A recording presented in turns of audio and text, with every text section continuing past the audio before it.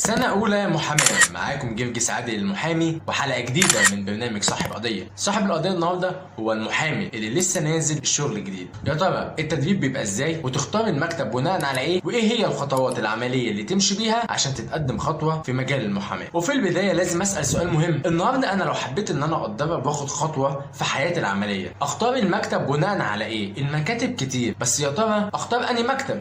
وعلشان نجاوب على السؤال ده محتاجين نعرف 3 خطوات، وهجاوبك بكل صراحة.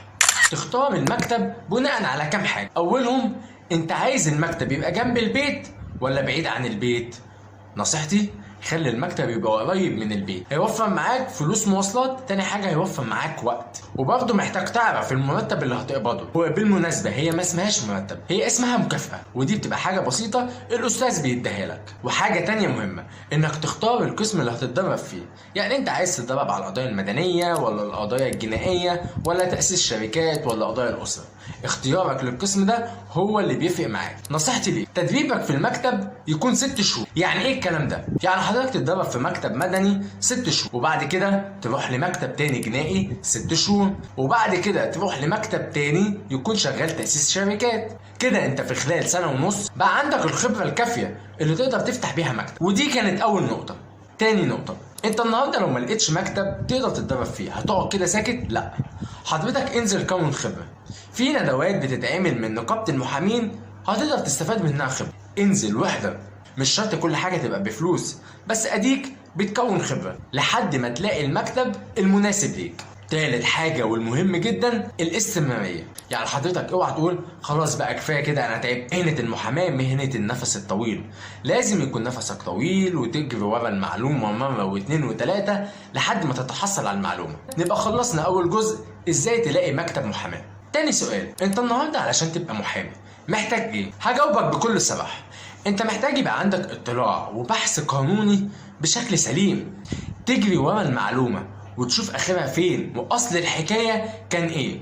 انا عايز اقول لك مش كده بس، الاطلاع بيكون في كافة المجالات، قانونية ونفسية واجتماعية. لازم يكون المحامي مطلع على فروع كتير جدا، مش شرط القانون بس، لانك هتحتاجها في الحياة العملية. ودلوقتي جه السؤال اللي احنا منتظرين الاجابة عليه. في سنة اولى محاماة وانا لسه محامي جديد، اعمل ايه؟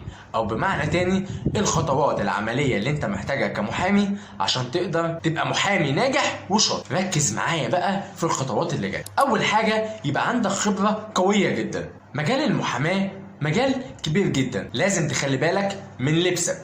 المرتب اللي انت هتاخده في المكتب دي مكافأة، ما تعتمدش عليها، بس لازم يبقى فيه مرتب. ما ينفعش تيجي تقول انا هتدرب اصل انا عايز العلم بس. اوكي، كلنا محتاجين كده، بس لازم يبقى فيه مرتب ولو بسيط جدا. لازم تسأل الاستاذ. سؤالك لاستاذك هنا انت بتتعلم منه، لان هو عدى على المراحل دي كلها وهو عنده الخبرة الكافية اللي يقدر يساعدك في طريقك. وتاني خطوة مهمة، انك لازم تتدرب كويس جدا، تتدرب على الكتابة وتتدرب على المرافعة وتترافع اكتر من مرة عشان تيجي في مرحلة المرافعة قدام القاضي تبقى واثق من نفسك وعارف انت بترافع تقول ايه. كذلك في الكتابة، لازم تتدرب على الكتابة اكتر من مرة، ولازم تقرا كتير جدا.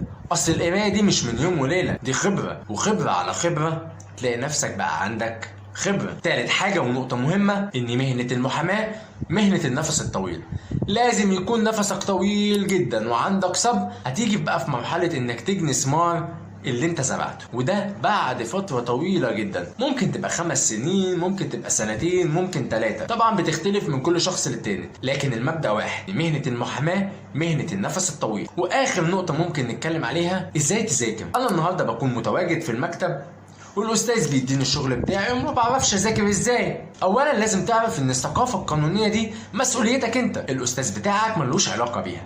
دي اول نقطة. تاني نقطة، هقول لك بقى على حاجة مهمة جدا وازاي تقدر تكتسب المعلومة بشكل صحيح. انت النهارده الاستاذ قال لك انت بكره هترفع دعوة صحة التوقيع. حضرتك وانت في البيت بتشوف المستندات اللي الاستاذ اداها لك وتشوف صحيفة الدعوة وكل الكلام ده. تاني حاجة حضرتك تبتدي تسأل يعني ايه دعوة صحة التوقيع، تشوف صحيفة الدعوة وتبتدي تطلع على دعوة صحة التوقيع بكل معانيها. ممكن تستخدم الكتب، ممكن تستخدم النت، ممكن تسأل حد من زمايلك. وبعد ما تذاكر القضية من الناحية النظرية ويعني ايه قضية صحة التوقيع والكلام ده كله، تاني يوم حضرتك هتطبق الكلام ده عملي داخل المحكمة. وبالتالي حضرتك ذاكرت النظري قبل ما تنام، صحيت تاني يوم طبقت عملي. لو فضلت على الحال ده لمدة شهر، أولا نظرتك للمكتب هتختلف، هتبقى ساعتها بتكون خبرة، وثالثا وأخيرا بقى عندك خبرة في المجال ده. عايز أقولك إن الخبرة بتتكون معلومة على معلومة على معلومة، مفيش حاجة اسمها خبرة في يوم وليلة.